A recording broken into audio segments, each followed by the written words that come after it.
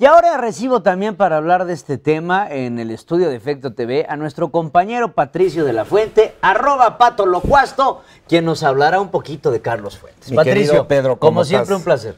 Bueno, pues el mundo de la literatura, Pedro, está de luto, el mundo está de luto, y no nada más el mundo de la literatura, porque Carlos Fuentes, más allá de un escritor, fue un hombre universal con un pensamiento y una capacidad de analizar a México y analizar su circunstancia, entenderla y ser un crítico, no nada más de la literatura, ser un crítico de la política y, en fin, pues de la circunstancia de México y el mundo.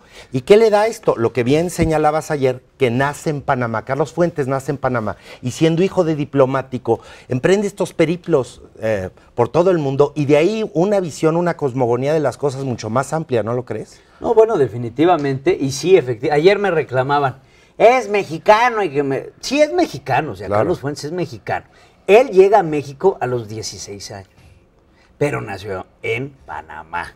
Punto final y se acabó. Pero es un mexicano, por supuesto, por naturalización, y aparte hijo de diplomáticos mexicanos, pues es mexicano. Y él fue también, aquí estamos tratando de señalar cosas que la gente a lo mejor no recuerda. Él fue embajador en Francia.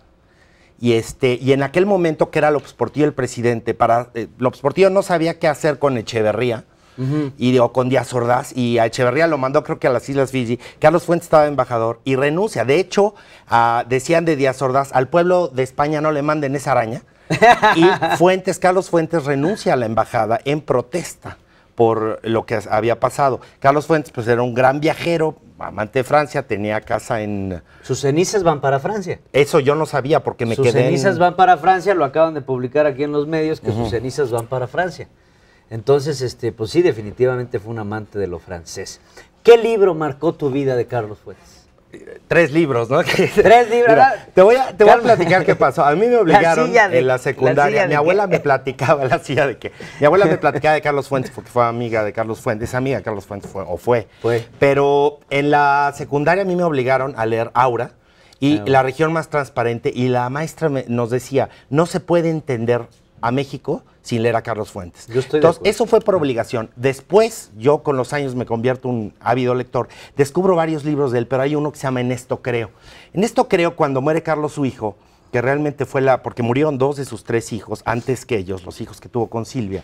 Él escribe En esto creo, que a modo de diccionario profundiza un poco en las cosas que lo motivaban en la vida, que lo hacían creer, en fin, que le gustaban. Entonces ahí yo descubro un Carlos Fuentes roto por el dolor, por la pérdida de su hijo, y a un hombre interesantísimo, y de ahí me llamó la atención. Entonces ya profundizo más en sus obras. De hecho hay una, se llama Zona Sagrada, me acuerdo que se llamaba, creo que Claudia, la protagonista, la escribe en los 60, y María Félix, la gran María Félix, decía, Carlos se basó en mí para escribir esta obra, porque la protagonista se parece, viaja con muchas maletas, y es una mujer muy guapa, muy soberbia, y como... Oye, bueno, María Félix no era soberbia, no digas. No, hombre, ¿cómo crees? No desacredites a la gran actriz mexicana.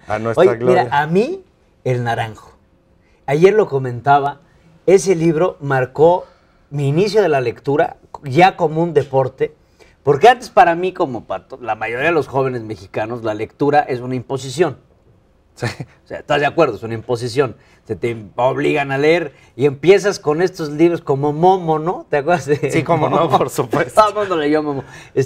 Cuando yo empiezo a leer por convicción, empiezo con un libro que se llama El Naranjo, que me marcó y me hizo aprender a leer, porque Carlos Fuentes era escritor, novelista, escribía de todo, ¿no? Pero bueno, en esta novela en específico, yo me maravillé con la capacidad que tenía Carlos Fuentes de meterte a sus obras. Para mí, el agarrar un libro no nada más es leer un par de letras, sino es meterme a la historia, imaginarme los escenarios, que es la maravilla de la lectura, que te deja navegar, como decía, desde aquí saludo a un maestro de literatura que tenía yo, Mario Castillo, que me decía, déjate navegar por los mares de la literatura y métete en ellos hasta que te ahogues. Una última referencia a Carlos Fuentes. La última. También sí opinaba mucho de política, y a últimas fechas, pues con la coyuntura electoral, hablaba mucho de que no veía la grandeza en ninguno de los candidatos a la presidencia de la República. No estaba Gabriel Cuadri. Y a Peña se lo llevó entre las patas. Sí, no, y que no adivinaba la grandeza, pero siempre yo rescato de Peña Nieto, de don Carlos Fuentes, yo rescato que fue un joven siempre porque fue un eterno optimista. Fue un eterno optimista, yo estoy de acuerdo contigo, y descanse en paz el maestro Carlos Fuentes. Descanse en paz el maestro Carlos Fuentes.